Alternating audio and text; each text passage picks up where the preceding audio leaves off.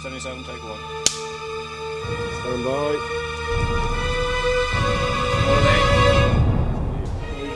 Speeding. And action!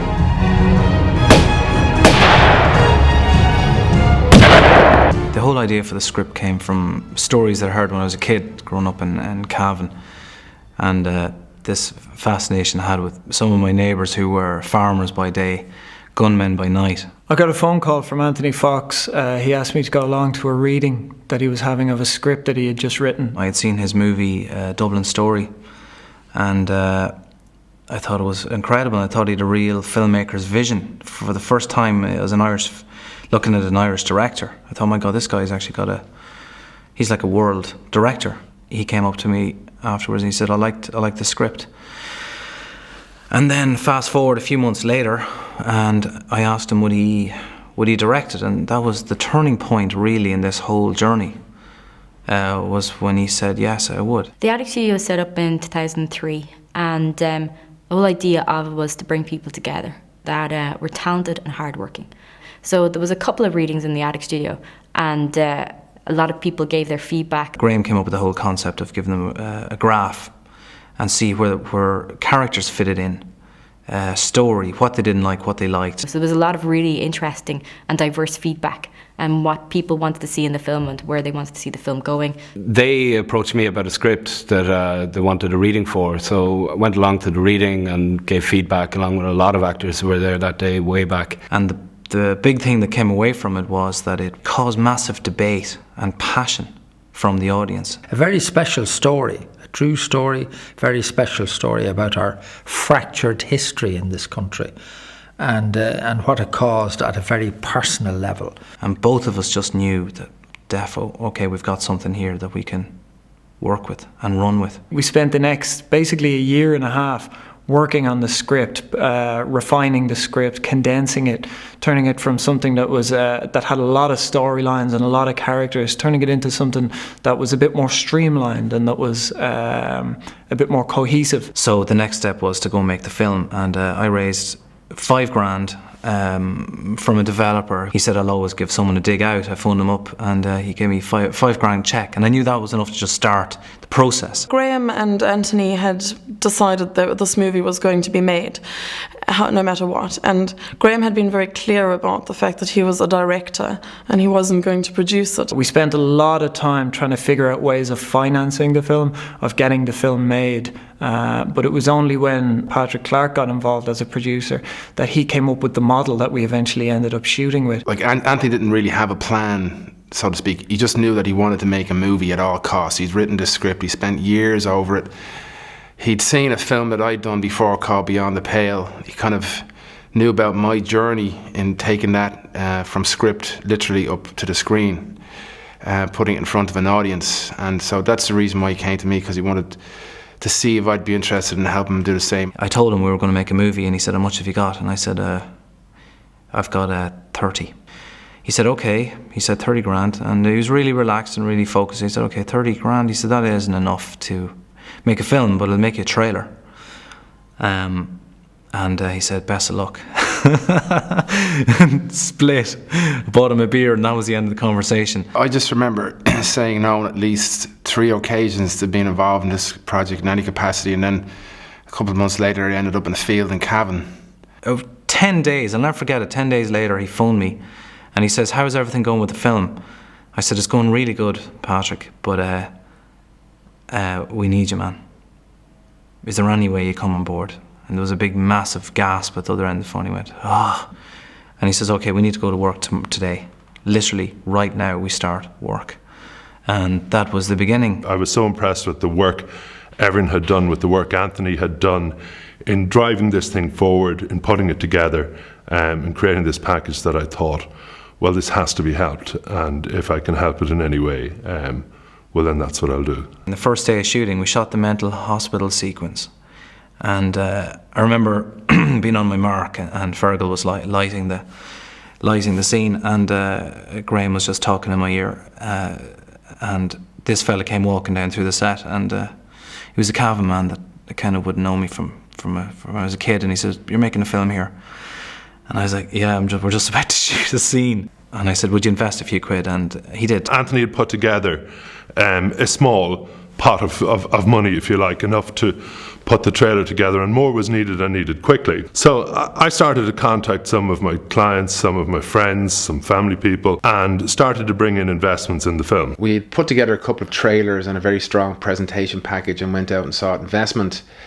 And over a period of 18 months between myself, Anthony and Pat, we brought in the money needed to shoot the film. Graham and Anthony were talking about shooting a couple of scenes from the movie. The idea had been mooted that Gerard McSorley would be involved in some capacity. I saw him as being our strongest card and suggested that why not shoot as many of Jerry's scenes as we could. He sat down with Anthony, he really liked Anthony, he really liked the project, he really liked the script, and he agreed to come on board. A lot of actors are like that. You respond to the way a thing is articulated in the script and everything, and if it's good language and well-written language, that's the thing that makes you, that's the thing that persuades you to do it. That's what persuaded me to do this script, is the quality of the writing. We were so happy because we knew that he would raise the stakes. He's like, for us in Ireland anyway, even Jim Sheridan says he's one of the best actors in the world, and I knew he would solidify me certainly as an actor, and with Graham, they just had an amazing relationship.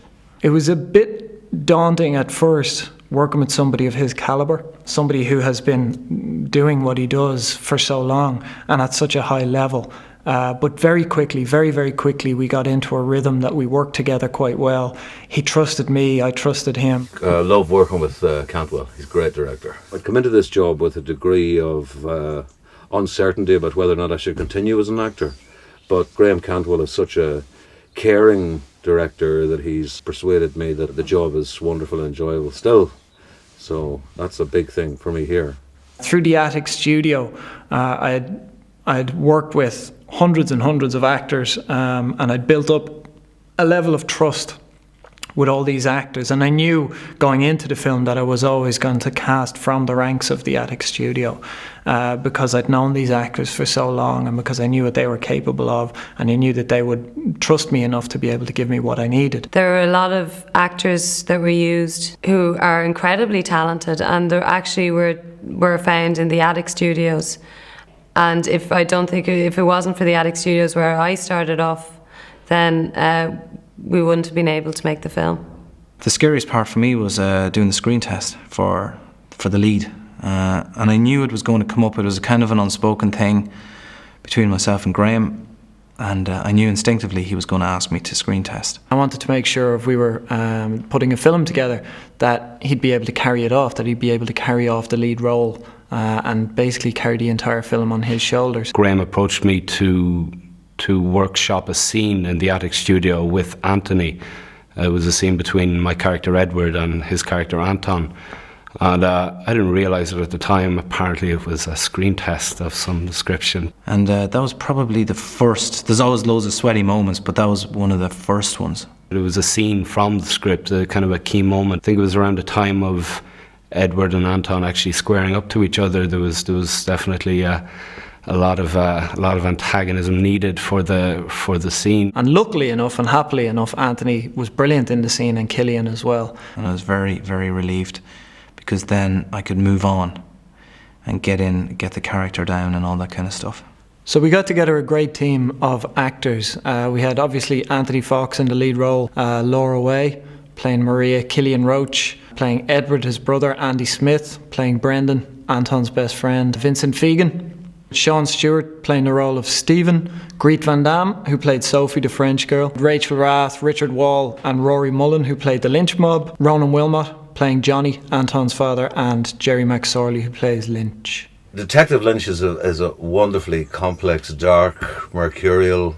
I suppose he's a violent man, but he's only violent because of the circumstances in which he finds himself. It's great to play that kind of darkness and complexity in a character, and try and make his psychological life understandable to the audience. The big hook that got me was the fact that I would be playing against Gerard McSorley. We were protagonists in the film, and you'd have to be a very silly person to refuse an option of doing that. To work with Gerard McSorley was an unbelievable experience, as I'd watched him on screen and I always thought him to be an amazing actor. And to work with him, I knew that I was going to have to up my game a lot. He brings a gravitas and a weight to a set that's infectious, and other people tap into that, and suddenly everything just seems to come up a level. We didn't spend our time talking about acting and so on, and techniques and how to do this and how to do that. We just had fun, which was nice, because it suited the whole project. I think everybody seemed to enjoy working on the project up there. I mean, there were difficulties, but for the most part, there was a great kind of community spirit to the whole thing. And for Gerard to actually row in with us and help us to achieve that, it was remarkable. He came up to me on set because it was the first time I played a lead role, and he said, "Just remember one thing about this whole journey that you're setting out on now as an actor, as a leading actor." He said, "Just go for truth." And he said, "Graham is very good. He's really on the ball. So just go for truth and trust him, and that's all you worry about, nothing else." I mean, he's such an incredible actor, and he's a bit of a legend, really. He's got this real mischievous look in his eye all the time, but he actually plays these incredibly intimidating, powerful characters, and in real life he's not like that at all, He's a pussycat. The other crucial area was the casting of the lead female, because it's quite a balanced film in that it's not like a lot of movies right now where there's very few female characters. Our movie hinges on the power of the female role. Graham did ask me to audition, and I felt like the audition had gone really well. I thought that there was good chemistry between myself and Anthony, and it turns out that I didn't get the part. We had cast another actress, and because of scheduling difficulties during the shooting of the film, she had to pull out. So Graham pulled up on his motorbike, and I was actually wearing my pyjamas at the time because I was playing this character of my mother, and she was hoovering up in the morning. And so I ran out in my bare feet. He's like, "Hi Graham, come on in." So he came into the kitchen and he said, "Well, look, the scheduling isn't working out with the actress that we've already cast, and would you play the lead?" She came on board, and she brought a real kind of professional enthusiasm. It was such an incredible opportunity for me. I was totally blown away by it, and I couldn't wait to get stuck in. We rehearsed quite a bit. We did a lot of work in advance of going out to film. The great thing about shooting in segments was between each segment we were able to workshop a scene and improvise it, and Graham would write down the dialogue. I think Graham understood how important those improvisation scenes were, because actually a lot of new things came out of doing that. That's why some of the scenes are so strong in it, because we made them as real as we could. Which is what I like to do as a director anyway, working with actors, is to create an environment in which they can perform very much in the moment, on a very instinctive basis, so that when we go onto a set, everything's prepared, everything's ready, but we're always open to the possibility of what might happen on the set. He got us all together as a team of actors right up before we started to shoot the film even. We'd be meeting, just running through script, just locking into the zone of that world of the 1970s. And that was an amazing experience. I think you need to have everybody pulling in the same direction, which is really the director's job, to make sure that single unifying vision is there so that the film becomes a cohesive whole.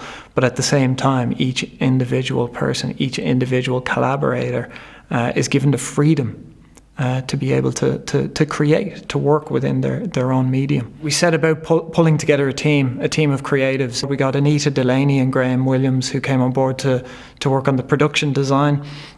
And they worked together as a team, the two of them. Aisling Hamill came on board as costume designer, and she did some great work. Charlie Endine, who was the first assistant director, himself and myself spent a lot of time scheduling the different segments of the filming process. One of the areas that we had some difficulty with initially working on the film was sound. We ended up with a team of Damien Looney and Simon Heffernan, who worked very well together.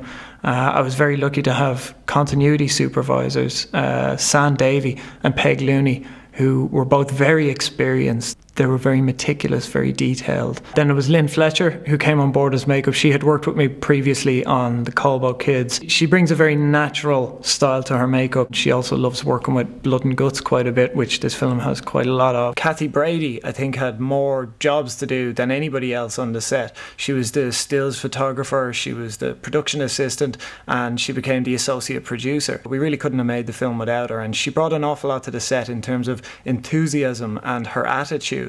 And that filtered through to everybody else. Fergal O Hanlon came on. That was a big deal as a director of photography. 1 in 5 directors, something like that, you really click with, and you find a language that works for both you, both visually, and you really get inside their head very quickly, and it saves a lot of time on set and stuff. So that's sort of myself and Graham's history. We had done a bunch of stuff together and had all worked out great. It was a very simple choice for me to get Fergal on board because, again, there was a level of trust there. He brings a lot to the table in terms of suggestions, in terms of keeping me on my toes and making sure that every decision that I made was well thought out, and making sure that the look of the film, that the style, the aesthetic was always to the forefront. One of his strengths is that he is a key collaborator, very much in the sense of an artistic collaborator. And he brings a lot to the table in that regard. I was initially worried that maybe we couldn't do it, to be honest. When I read the script, and the first thing I saw was period 70s. So I actually asked Graham straight out to his face. I said, do you actually think we can do this? Because if you think we can do it, I trust you and I will do it. And he took a moment and he looked me right in the eyes and he said, absolutely, I think we can do this. I don't think there's a problem. And I said, okay, great, let's go and let's do it. I really liked how Fergal approached filmmaking. He likes to grade in camera a lot, and I really like that as well. I really like the look of that. We've done it in other films, and it fit perfectly for the 70s look. It fit perfectly for what we wanted this film to look like. We were mimicking, in a way, the look of films from that era, but then we were also bringing something to it in the colour palette that kind of modernised it as well. So we spoke a lot about different colour schemes that we would use and how we would use the camera and lighting to create something that was, again, that had a very different aesthetic to it, a very different look to it, that would set itself apart from other films that were being made in the country, and even films that were made about similar subjects, about the Troubles in the 70s. And he was quite specific as well about colours. We talked about aquamarine, we talked about, instead of royal blue, we talked about the level of green that we were using in interiors, in fluorescent lits. Some places shouldn't have been green, but they worked out better green when we tested stuff. We talked about the warm tones in Lynch's, in the police station and the mental hospital, and how that warm tone sort of linked those institutions all together. They were all institutions effectively. And that theme went throughout the film. We were shooting on high definition, and I would have a very large background in high definition and in playing around with the internal menus of the camera, which is the beauty of the Sony system. Graham and I are very happy with that, and what it takes in this particular instance is a director that has a lot of balls. It takes a director who knows what he wants and isn't afraid to go after it, because a lot of the time, rightly or wrongly, you will end up in the middle of the road and people say, we'll do that in grading, we'll do this in grading. You don't and can't always achieve in grading what you can achieve in camera. Basically just manipulating, gammas and blacks and colour balances and putting filters in front of and behind the lens. So on set, for a very limited crew, a limited art department, and Graham carrying the world on his shoulders, it meant that you had a high definition monitor sitting in front of you on set with about 65% to 70% of the look of the film right there in front of you. And I personally believe that's invaluable. And Graham, which is why we work together, agreed and agrees, and he has very strong opinions on vision, and he looks at the monitor and he says, yep, that's great. Now I'm going to go off and worry about actually making the film. You just sit there and point the camera now.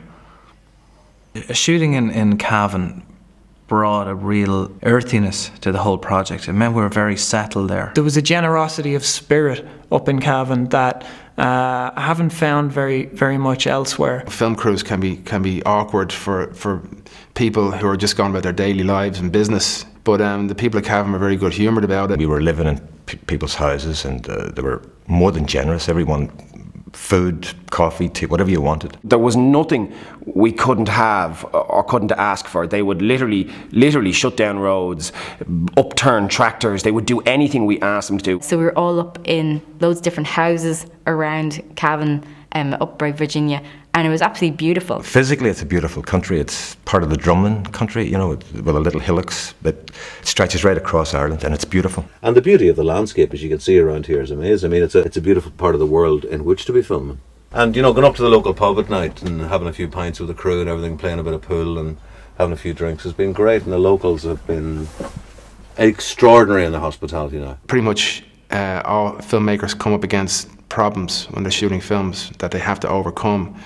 But at this level, your biggest problem is not having enough money to do what you really want to do. One of my biggest difficulties in Cavan was the bloody weather. One particular scene, which got dropped from the film, not that that's relevant, but you know, this stuff happens, is a line of dialogue between Ronan Wilmot, who plays Anton's father, and Anton.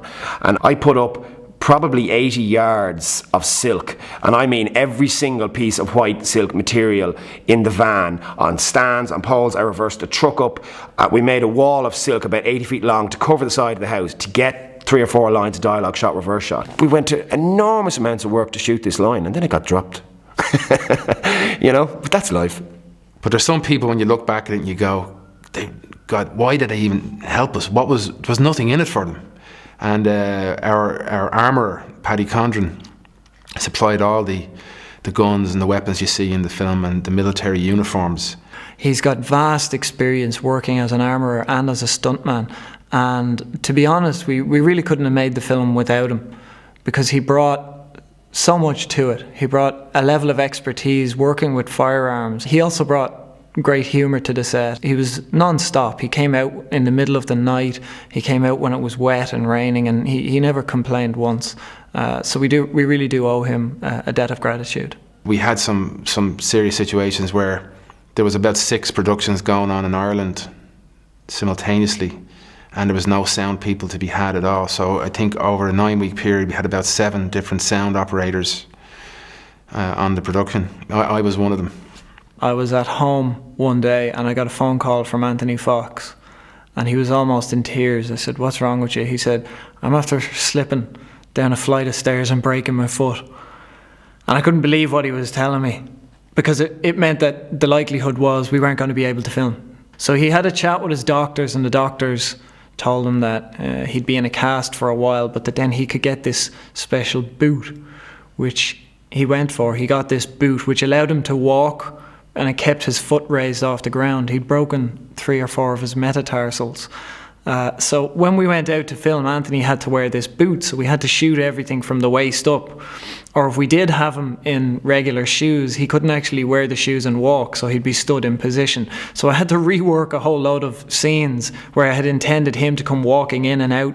And now if you look at the film very carefully, and if you're looking for it, you can see a whole lot of scenes where Anthony is actually just static, standing in the middle of a scene, and people move around him, people walk around him, which was quite funny, but at the same time it was limiting us, and I was very worried that it would become apparent in the film that, well, 1, when he was walking with a limp, and 2, when he had shoes on, he was just standing totally still in the middle of a scene. But it doesn't seem to have affected how people's viewing of the film, so I was pretty happy with that we'd gotten away with that. Patrick just kept pulling rabbits out of this hat. It was like a bottomless pit.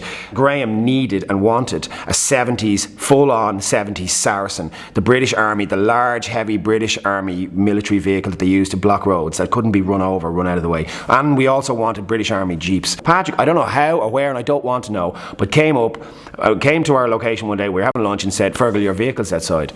And he had a funny look on his face, like he was disappointed, and he knew I was going to be disappointed, and he was ready for the row. So I thought, okay, fine. And I went over to Graham and I said, "Graham, Pat's got his vehicle outside, you've got to come and have a look at this." And I had a big serious face on me, and Graham was like, oh, what? So we got up and we walked around the corner, and Graham was nervous looking at me, and we walked around the corner, and there on a huge flatbed truck is a giant Saracen army vehicle. I don't know where he got it from, I didn't even ask.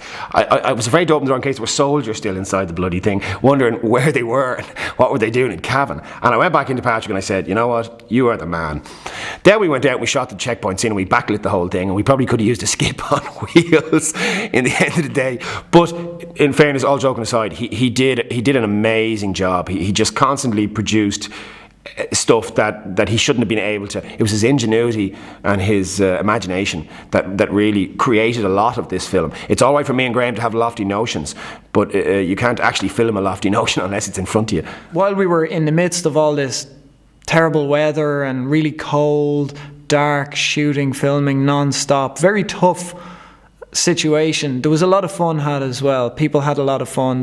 And it was down to the people that were involved. It was down to the personalities and the fact that people didn't complain, didn't grumble, didn't whinge. They just got on with it. They put their head down, they got on with it. And the influx of new actors for different scenes helped out a lot as well, because they brought a new energy to the set, and they brought a lot of enthusiasm, and that infected everybody else, and it infected the crew. And because everybody had respect for everyone else and everybody knew that everyone else was on top of their game, it really was a set where people were in tune with each other and where people were collaborating as opposed to fighting over their little corner of the film. People really wanted to help each other and make sure that every single aspect of the film was borne out as it should be. Part of our dream was, when we set out making this film, was to shoot some exterior sequences in Paris. Graham was saying that was crucial to the scale of the film. Graham went and did a recce and found a place near Montmartre. We went to Paris, like we're talking shoestring here, in the middle of the night. He showed me locations and they were all fabulous. Everything was perfect. Everything included what we needed and had the ability to be cordoned off with time, not with people. You just get there early enough in the morning and let that drunken reveller pass by and action, and you shoot. We showed up at the Eiffel Tower at I think about 5 o'clock on a Sunday morning. And you could just see the remnants of the night before where people were out partying. And so we just spent like an hour or so asking French people if they'd move out of our way of the view of the Eiffel Tower, and we couldn't speak any French. And there's one thing French people hate is English-speaking people telling them to move out of the way of the view of their national monument. You know, it doesn't really work. We got up at 4 o'clock every morning and we shot from 5 o'clock till 7 a.m. And again, it was amazing. It really was a great experience. We had absolutely no money. I was pregnant at the time and not feeling very well, but so Graham was very nice to me and said, you don't have to be there at 5 like the rest of the cast. You can be there at 7. I think there's something wonderful about film because it's captured there forever, and you'll forever be in that scene and you'll be young. So I think that's wonderful, because one day I'll be really old and it'll be nice to say, look, Mammy was once young. and some of the stuff we got in Paris is fabulous. There was no money spent, and that stuff looks powerful. And what that did was that allowed us to open the film up and allow it to breathe, and it gave it a scale that we wouldn't have achieved if we had stuck to just a small number of locations. So I worked with the editor, Breege Rowley, on compiling the film, on putting the film together, and we reworked it quite a number of times. We showed it to Anthony, Patrick, Fergal. We played around with different versions of the cut. There's so many ways you can cut the film, and the thing is to decide on the final one, which is people are going to see. In the post-production process, it's very important to have collaborators that work with you, post-production houses that work with you and believe in the project. And we were very, very lucky that Lime Street Sound and Egg post-production came on board and believed in the film. When I meant to meet Steve McGrath in Lime Street, he wanted to work on the film. There were scenes in the film that he saw that he really thought they could make a difference to. It's not really about backing the right horse, but it is about wanting to be part of something new. Steve, Kieran, Keith and the guys over at Lime Street really did bring an awful lot to the project. They worked many hours on the film and put in a lot of effort above and beyond the call of duty. I want to be involved with it, so I'm just going to go at it, and I'll worry about the time frames and the budgets, you know, after I've decided whether I want to be involved or not. It's hard to explain just how difficult it is for a company to take on a kind of a side project the scale of ours and pull it off the way they did, because it always ends up eating into their other work as well, and so they put a lot on the line for us. When you look back on it now, to see the finished project, I think it's brilliant. I think it's turned out really, really well. I love the sound of it. And I know it gave us an opportunity to do things that we don't get to do very often. A scene like the ambush scene, for instance, which is just something we hadn't worked on before. If you look at that scene, there's very little sound in the rough edit. When we filmed it on the night, we had one rifle that worked and one revolver that worked. So the sound that we recorded on the night was very minimalist. Everything that you hear in that ambush sequence was created from scratch by Lime Street Sound, by Andrea, the Foley artist, and Anna Rice, the composer. We had an opportunity to, I suppose, build from the ground up a really difficult scene and build it into something that you felt you were part of.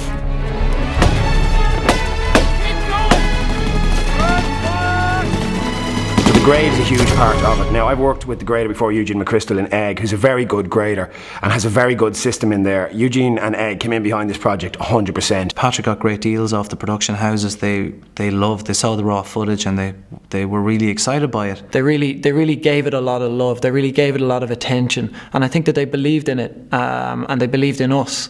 To the point that they were willing to go the extra mile for us. Egg are quite a big company. They have edit suites and graphic suites and a grading suite, which was great for us because when we were in Paris, because Graham wanted the Sacré-Cœur Cathedral in the background, there was a sort of only one way to approach it.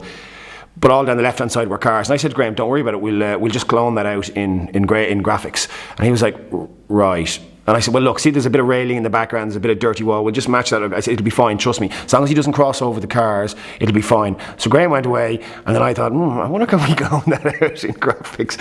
Long story short, we get to grading. I say to Eugene, look, we come to this shot, and I say, obviously, they're all modern period cars. So I need to get rid of all those cars down that side of the road. Into graphics, it had been about 10 minutes, literally 10 minutes, and we get a buzz on the intercom. We go into the graphics room, and there is pristine Paris street with Anthony and Greet kissing and no cars and no pigeons. He'd removed the pigeons that were crossing in front of the cars as well. And I just turned to Graham and said, see, I told you they could remove it in graphics. Burge Hamilton of the Screen Directors Guild introduced me to Jim Sheridan, and he very kindly agreed to come along and have a look at our film. And it's probably the most nerve-wracking experience I've ever gone through in my life, was sitting in the theatre, in the new theatre, with Jim Sheridan, hoping that he would find something in the film that he liked. And when it was over, when the film finished, he came up to us and he said, well done. He loved it. He absolutely loved the film. He thought it was great. His input was incredible. He really took time out with us, said, okay, I would do this. Your movie works really well on a family level.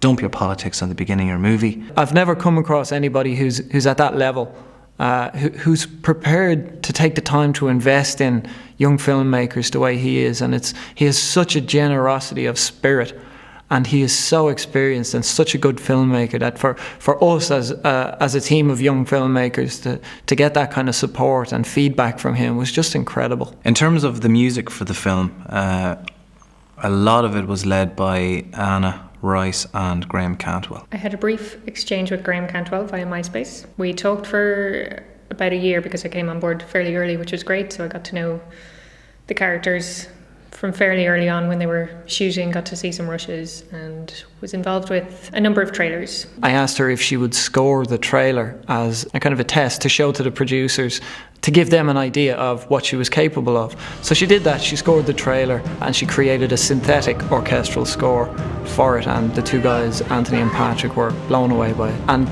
based on that, we continued together as a team working on the score for the film. Graham came down to me.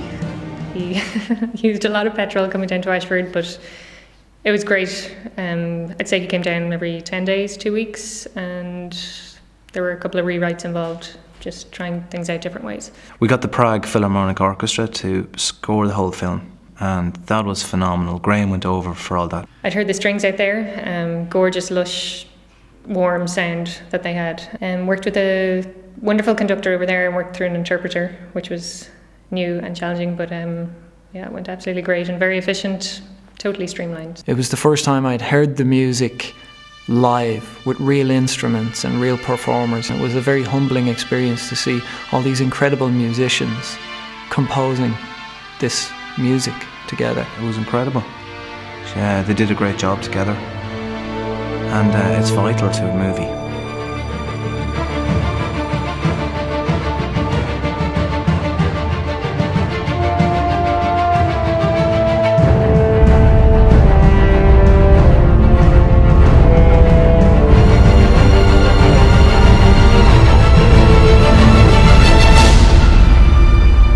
I heard a song, like a very rough draft of a song, called One, and I was forced to actually sit down. My brother Dave forced me to sit down and listen to this song.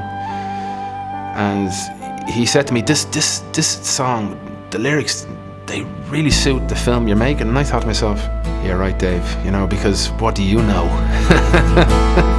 Reach into the open space that lies between the golden gates and where you dream. Patrick, through his brother, met a guy called Greg Pearl, who was just signed by John Ilsley from Dire Straits, and he did a song called One, which became the theme song for the movie. And it was like he read the script and wrote the song based on the script. It was really phenomenal. The minute I heard it, I was just riveted to the seat. We met up in a pub just on the outskirts of Dublin, just for a chat one Saturday afternoon, and you know, we kind of came to the same conclusion that this song is definitely for the movie. I mean, even in its raw state, it was just speaking the same language as the movie was speaking to me. It was a good marriage, you know, but it was one of the standout points of the process for me, you know, to get to work with them, to do the video, and for the song to be on the end of the movie. Preoccupied with the age we're in. So the first time that we really put the film out in front of an audience was our cast and crew screening, which happened in the Irish Film Institute in Dublin. And it was very, very nerve-wracking. When I saw the film for the first time at the cast and crew screening, I was incredibly nervous about it because I didn't know what to expect. And I just thought that an excellent job had been done in the post-production, the editing, the sound, the performances. It worked. It worked. And it was actually, that was the first moment that I thought, this film has something. This film is going to work. Even though it was a friendly audience, even though it was people who wanted the film to work, we held their attention. And at the end of it, there was a great round of applause. And from that moment on, I believed in the film. It was a little overwhelming because I had never seen myself on a big screen. But it was also incredibly exciting because I felt that this was the start of something big. So we took the film down to the Cannes Film Festival and we had a couple of market screenings down there. And we were like just overwhelmed by the size of this machine and the money that they pump into it and the kind of hysteria that follows when you see the movie stars there being followed by journalists really running, knocking over people. That's full on. And we just thought, man, how are we going to make an impact here? Our only goal going into Cannes was to literally bombard the place with as much paraphernalia and create an awareness about the film as we could. And we did a great job. I think there was about 15 of us there walking around with t-shirts and caps and all of our prints and posters and all the paraphernalia we had. They just kept pushing the whole time and they came across so many closed doors and they've just managed to make something out of nothing. We had 2 incredibly well-attended screenings. At one of those screenings we met our ultimate distributor, East West Distribution. The second screening we had a standing ovation. People were standing and clapping. I was like, is this really happening? That was just so amazing to come out of a full packed market screening with a very responsive audience and to come into the sunshine in the middle of Cannes thinking this is it. And I turned to Anthony and we looked at each other and I said, we did it, this is it. I just looked at her and I remember giving her a huge hug and saying, thanks, you know, you stood by me, don't know why you did, but you did, and thank you.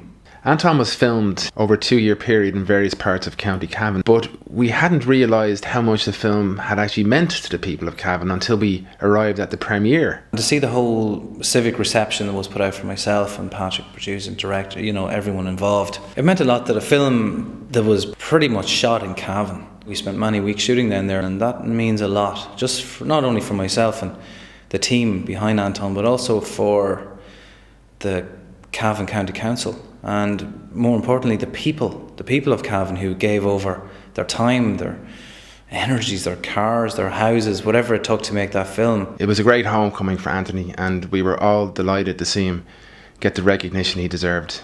I got a text message from Richard Wall, one of the actors who's in the film, saying congratulations, but he didn't explain what he meant, so I hadn't a clue what he was talking about. And I went online and I checked and I saw that we'd gotten 3 IFTA nominations.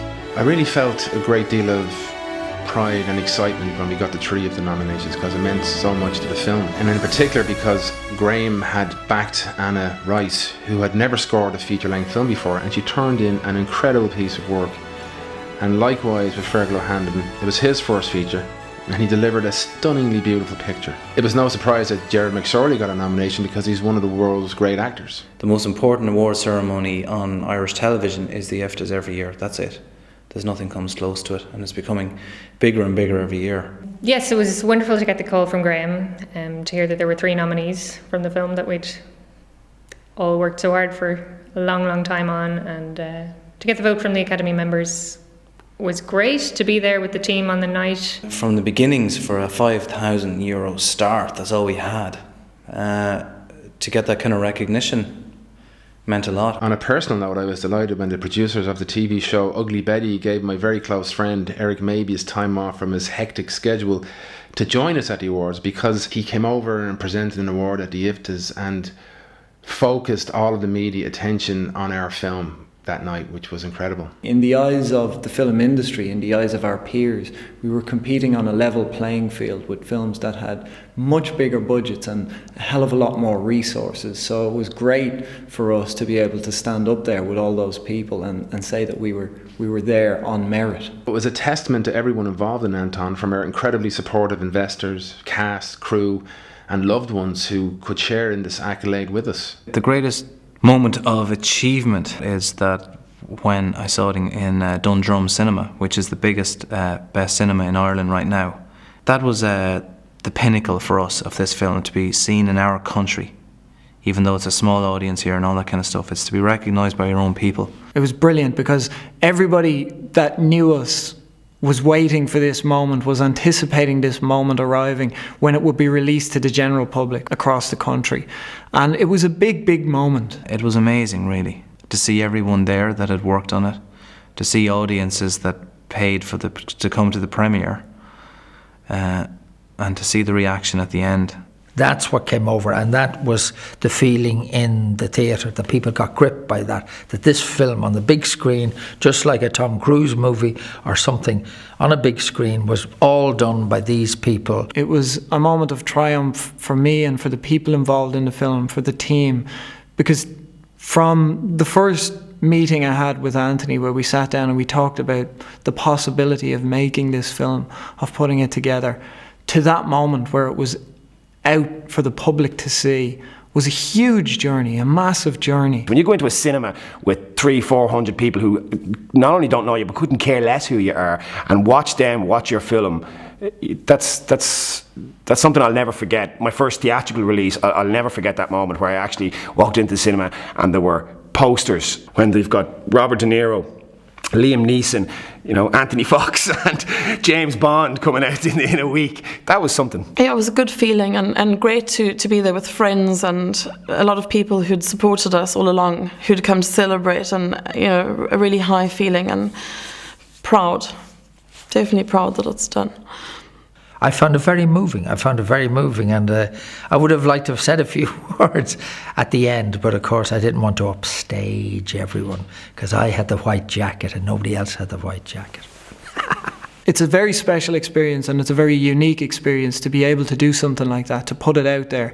And it can't be taken away. It can't be taken back from you. From this moment on, we have achieved that. It was all worth it for me, really worth it. Because it's not easy. I remember Oliver Stone said that, it's a struggle. It's always a struggle. It was a bigger struggle for us because money makes it a bigger struggle. And we'd got there. We'd done it. It's completely different to how it was all those years ago in that very, very first reading.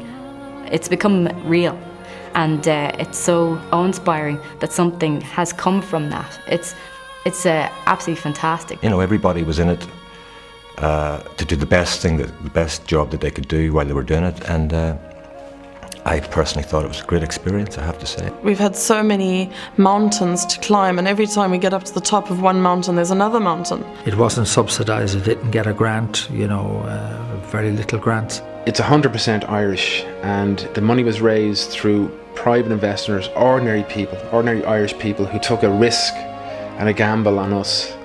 And it just never happens. It's a very rare thing that a film like Anton gets made. Working with so many fine young actors with real talent, it was a joy. I mean, it really was. Everyone gave everything for it, Everyone from runners to the lead cast, to the writer, to the director, to the cinematographer, everyone. I gave 100%, and I think it really shows. You watch the film and it's quite a dramatic film, but you wouldn't realise the fun that we had on the set. It was the best experience. It still has been my best filming experience to date. It's been good fun and good laugh. And if it's not a good laugh, you shouldn't be doing it. That's just it, isn't it? We had lofty ambitions. We wanted this to look like a big budget film. And I think we succeeded very well with that. It's something I set out to achieve. I set out to make a piece of film that people would want to go and see, that people would be excited by. There's excitement in it. There's guns, there's sex, there's tears, there's ups and downs, there's highs and lows, there's big locations, there's very intimate scenes, very personal scenes, and it really does bring you on a journey. You take off at a pretty slow pace, and then it takes off and it brings you on a roller coaster ride that doesn't let up until the final credits roll. And for that reason, I'm very proud of it, and I'm very happy with what we achieved, and I'm very proud of the people that I worked with on this film. Everything worked. Everything went. We just worked our arses off, and it paid off. And we just kept it truthful. We didn't bullshit anybody. We said we're just going to make a film as best we can with what we got, and that's what we did.